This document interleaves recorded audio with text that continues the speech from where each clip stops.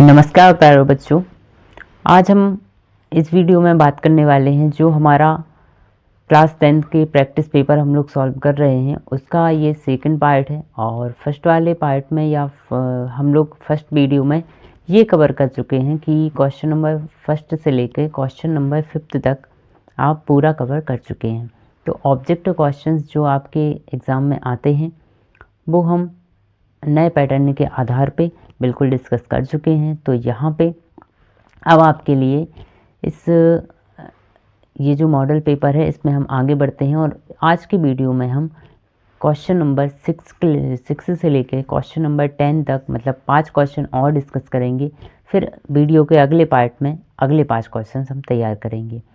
अब मैं आपको बता दूं कि ये जो हम प्रैक्टिस पेपर सॉल्व कर रहे हैं इन प्रैक्टिस पेपर में उसी प्रकार से इनको डिज़ाइन किया गया है जिस प्रकार से आपका एमपी बोर्ड का पेपर आता है। बिल्कुल वहीं सिलेबस लिया गया है, वहीं पैटर्न लिया गया है। जितने जितने नंबर के जितने क्वेश्चंस ऐड किए जाते हैं वो सारे इसमें लिए गए हैं। तो आप बहुत ही अच्छे से इसको तैयार करें। निश्चित ही आपके पेपर में इनमें से काफ़ी ज़्यादा क्वेश्चंस देखने को मिलेंगे।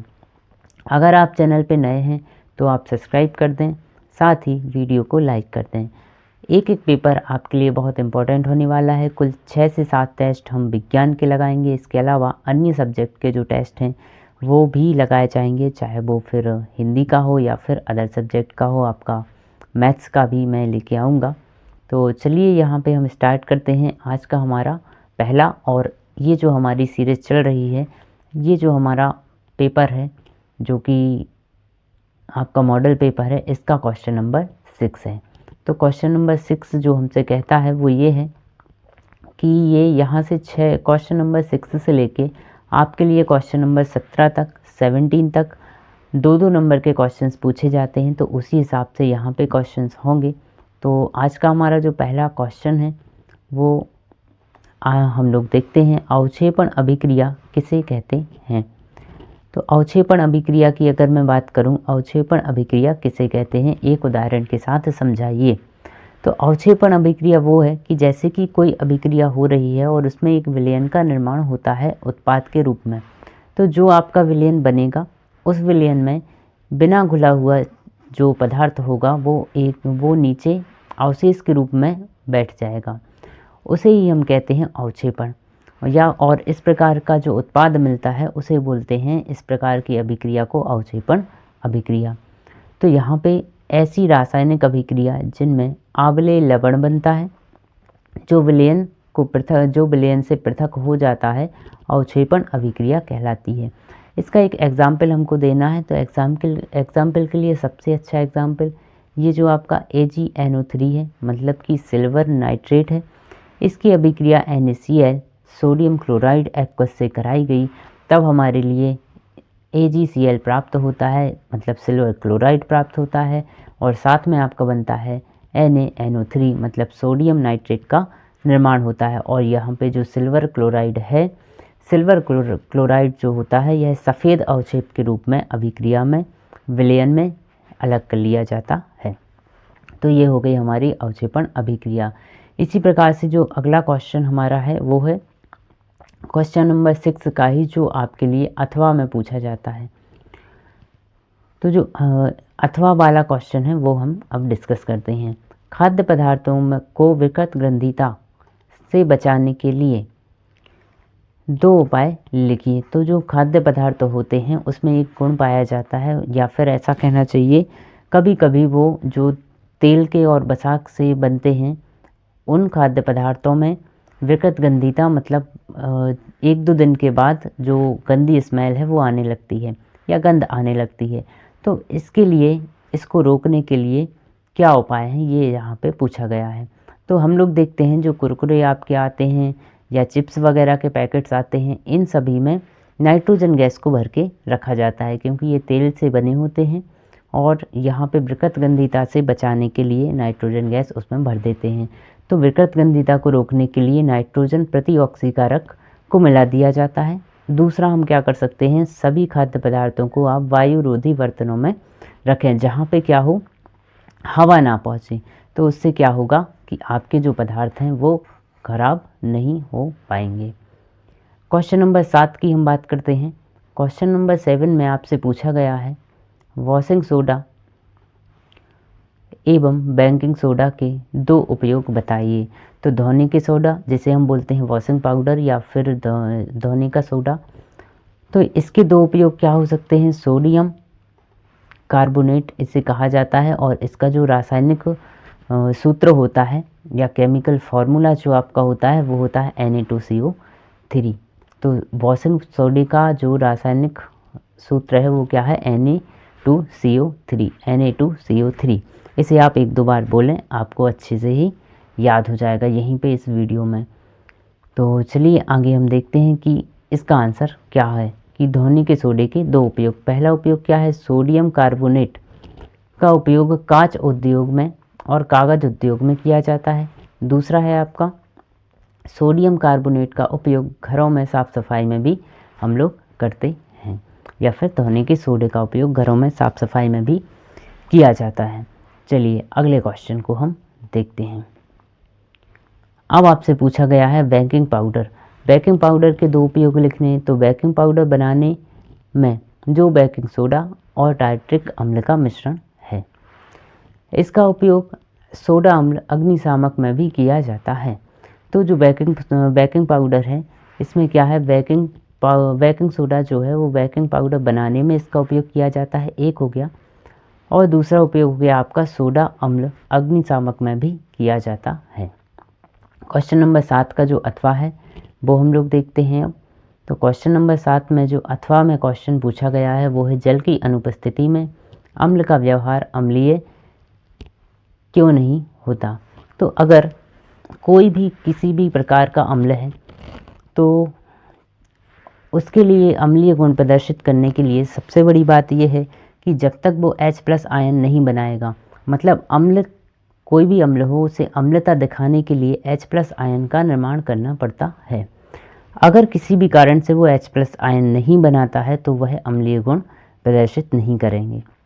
और H+ आयन तब बनेंगे जब किसी भी अम्ल को पानी मिलेगा। तो होता क्या है कि ये क्वेश्चन में जो पूछा गया है कि जल की अनुपस्थिति में अम्ल का व्यवहार अम्लीय क्यों नहीं होता, तो वो जल की अनुपस्थिति में अम्ल का व्यवहार इसीलिए अम्लीय नहीं होता क्योंकि वो H+ आयन का क्या करते हैं, निर्माण नहीं कर पाते हैं, उत्पादन नहीं कर पाते हैं, इस कारण से वो अम्लीय नहीं होते। तो क्योंकि जल की अनुपस्थिति में अम्लों से H+ आयन पृथक नहीं हो पाते, इसलिए अम्ल का व्यवहार अम्लीय नहीं होता। केवल जल की उपस्थिति में ही H+ आयन अलग हो पाते हैं तथा अम्लीय अभिलक्षण के लिए आयनों का बनना जो कि जरूरी है, तब वो अम्लीयता दिखा पाते हैं। अगला क्वेश्चन है आपका क्वेश्चन नंबर 8। क्वेश्चन नंबर 8 में पूछा गया है अपर रूप किसे कहते हैं। यहाँ पे मिसप्रिंट है, अपरूप नहीं, यहाँ होगा आपका अपर रूप किसे कहते हैं। तो अपर रूप को समझने के लिए सबसे अच्छा एग्जाम्पल मेरे पास है, जैसे कि हम लोग गेहूँ से आटा बनाते हैं, मतलब गेहूँ से हमने क्या बनाया, आटे को बनाया, और आटे को अगर और ज़्यादा पीस दिया जाए तो फिर क्या बनेगा, मैदा बनेगा। या फिर गेहूँ से हम दलिया भी बना सकते हैं। लेकिन अगर एक्चुअल में आपसे पूछा जाए कि ये जो दलिया है या गेहूँ का आटा है या फिर मैदा है, ये बना किससे है, तो ये बना होता है गेहूँ से। मतलब कहने का मतलब ये है कि एक ही चीज़ की जो संरचना अलग अलग हो सकती है, लेकिन उसका जो निर्माण किया गया है वो एक ही प्रकार के पदार्थ से किया जाता है। तो ऐसे अलग अलग चीज़ों को हम लोग बोलते हैं अपर रूप। आइए इसे हम एक अच्छी परिभाषा के रूप में पढ़ते हैं। एक ही तत्व के विभिन्न संरचनात्मक रूप होते हैं और वे काफ़ी अलग अलग भौतिक गुणों और रासायनिक व्यवहार को प्रदर्शित कर सकते हैं। उन्हें हम क्या कहते हैं, अपर रूप कहते हैं। जैसे कि कार्बन है, कार्बन ग्रेफाइट के रूप में पाया जाता है और C16 के रूप में पाया जाता है। तो ये सब क्या हैं, ये कार्बन के अपर रूप हैं। इसी का एक और क्वेश्चन जो कि अथवा में आता है, तो यहाँ पे हमारा अगला जो क्वेश्चन है वो है आपका कि एक्वारेजिया किसे कहते हैं या एक्वारेजिया क्या है। तो एक्वारेजिया या इसी का दूसरा नाम क्या है, अम्लराज भी इसे कहा जाता है। तो ये क्या है कि दो प्रकार के अम्ल होते हैं, इनको आपस में मिला दिया जाता है। एक अम्ल होता है उसमें से हाइड्रोक्लोरिक अम्ल, और जो दूसरा अम्ल होता है वो होता है आपका नाइट्रिक अम्ल। तो हाइड्रोक्लोरिक अम्ल जो कि HCl है और नाइट्रिक अम्ल जो कि HNO3 है, इन दोनों को 3:1 के रेशियो में मिलाया जाता है। इस अनुपात में अगर आप मिलाते हैं तो हमारे लिए एक्वारेजिया प्राप्त होता है, और एक्वारेजिया एक इतना शक्तिशाली अम्ल बनता है कि वह विभिन्न प्रकार की धातुओं जैसे कि सोना है या चांदी है, इनको भी गलाने की क्षमता रखता है, अपने आप में घोलने की क्षमता रखता है। क्वेश्चन नंबर 9 की हम लोग बात करते हैं। क्वेश्चन नंबर 9 में आपसे पूछा गया है कि समावयवता को परिभाषित कीजिए। क्वेश्चन नंबर 9 ध्यान से देखिएगा सभी, और इन क्वेश्चंस को हो सके तो आप अपने कॉपी में नोट करके चलें, आपके एग्ज़ाम में ज़रूर से आएंगे। 6 सेट हमें लगाने हैं, अभी तो ये पहला चल रहा है। तो समावयवता को परिभाषित कीजिए, उदाहरण सहित बताइए इसे। तो वे यौगिक जिनके अणुसूत्र समान होते हैं परंतु उनमें उपस्थित समूहों की व्यवस्था भिन्न भिन्न होती है। तो जिनके अणुसूत्र तो समान है, ये कार्बन वाले चैप्टर का आपका क्वेश्चन है, चैप्टर नंबर 4 आपका है साइंस का। तो यहाँ पे उसी चैप्टर से ये क्वेश्चन लिया गया है कि समावयवता किसे कहते हैं। तो समावयवता ऐसे यौगिक होते हैं जिनके अणुसूत्र तो समान होते हैं परंतु उनमें जितने भी समूह हैं उनकी व्यवस्था अलग अलग होती है, जिसमें उनके गुण भी क्या हो जाते हैं, भिन्न भिन्न हो जाते हैं। वे एक दूसरे के क्या कहलाते हैं, समावयवी कहलाते हैं। इस गुण को हम क्या बोलते हैं, समावयवता कहते हैं। अगला आपका क्वेश्चन है मेथेन की बिंदु संरचना बताइए। तो मेथेन जो है, मेथेन का जो रासायनिक सूत्र है, यहाँ पे जो मेथेन का रासायनिक सूत्र है वो क्या होता है आपका CH4। इसकी बिंदु संरचना की यदि हम बात करें तो हम जानते हैं कि जो हमारा कार्बन है, कार्बन के अंतिम कोष में या संयोजकता कोष में 4 इलेक्ट्रॉन होते हैं। तो कार्बन अपने 4 इलेक्ट्रॉनों को रखता है, साथ में यह 4 हाइड्रोजन के साथ एक एक बंध बना लेता है, मतलब 4 सहसंयोजी बंध मेथेन की संरचना में पाए जाते हैं, और ये क्या करता है, अपनी संरचना को पूर्ण करता है।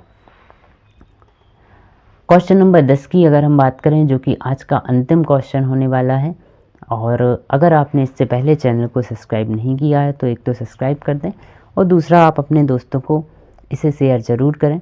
आपका एक लाइक एक शेयर मुझे मोटिवेशन का काम करता है। तो यहाँ पे 10वां जो क्वेश्चन है, मनुष्य के पाचन में लार की क्या भूमिका होती है। तो लार की क्या भूमिका होती है मनुष्य के पाचन में। तो जैसे ही भोजन हमारे मुंह में जाता है, अगर लार नहीं होगी तो हम निगलने में क्या होगा, हमें कठिनाई का सामना करना पड़ेगा। मतलब भोजन को लसलसा बनाती है लार, और क्या होता है, जो भोजन है वो हम आसानी से निगल पाते हैं। एक तो ये बिल्कुल बेसिक सा आपका छोटा सा एक ऐसा आंसर है कि ये वाला जो लाभ है ये तो हम आराम से लिख सकते हैं, इसको याद करने की ज़्यादा आवश्यकता नहीं है। दूसरा हम क्या याद रख सकते हैं, जो लार होता है उसमें एमाइलेज नामक एंजाइम पाया जाता है, और एमाइलेज क्या करता है, जो स्टार्च होता है भोजन में उसको सरल सर्कला अणु में क्या कर देता है, बदल देता है, चेंज कर देता है। मतलब सीधी सी बात है, जो स्टार्च है उसका पाचन कौन करता है, एमाइलेज एंजाइम करता है, जो कि लार में पाया जाता है। लार में ही एक और एंजाइम पाया जाता है जिसे बोलते हैं अपन लाइसोजाइम। लाइसोजाइम जो एंजाइम होता है यह क्या करता है, यह हानिकारक जीवाणुओं को नष्ट कर देता है। अगर हम गलती से कोई बैक्टीरिया ऐसे मुंह में पहुंच जाते हैं खाने के साथ, भोजन के साथ, तो उनको भी क्या कर देता है, ये जो लाइसोजाइम आपका एंजाइम है ये हानिकारक जीवाणुओं को नष्ट कर देता है। इसी का अब एक 8वां क्वेश्चन है, जो कि क्या है आपका माइटोकॉन्ड्रिया जो होता है, माइटोकॉन्ड्रिया को कोशिका का बिजली घर या फिर ऊर्जा ग्रह क्यों कहा जाता है। माइटोकॉन्ड्रिया को कोशिका का ऊर्जा ग्रह कहा जाता है क्योंकि माइटोकॉन्ड्रिया में क्या होता है, ऊर्जा माइटोकॉन्ड्रिया सेलुलर श्वसन के माध्यम से क्या करते हैं, यह भोजन से ऊर्जा निकाल लेते हैं और ATP के रूप में अपने अंदर रख लेते हैं। साथ ही जब हमारे शरीर को ऊर्जा की आवश्यकता होती है तो ये ऊर्जा प्रदान करते हैं। तो ये थे हमारे आज के क्वेश्चन, जो कि क्वेश्चन नंबर 10 तक हमने डिस्कस कर लिया। 5 क्वेश्चन इससे पहले की वीडियो में किए थे, 5 इसमें हो गए। अब आने वाली वीडियो में भी अगले 5 क्वेश्चन हम लोग करेंगे, जो कि ये आप देख सकते हो पूरी स्लाइड। तो धीरे धीरे करके 23 क्वेश्चन जो आपके एग्ज़ाम में पूछे जाते हैं वो सभी हम डिस्कस करेंगे। यहाँ देखो, तो ये जो आपका मॉडल पेपर है, इसके लिए सेम वैसे ही डिज़ाइन किया गया है जो आपका सिलेबस है, जो आपका एग्ज़ाम पैटर्न होने वाला है एमपी बोर्ड के बच्चों के लिए। तो चलिए मिलते हैं हम लोग अगले वीडियो में। तब तक के लिए आप इसको रिवाइज़ कीजिए और चैनल को सब्सक्राइब करना बिल्कुल भी ना भूलें। आप सभी का धन्यवाद।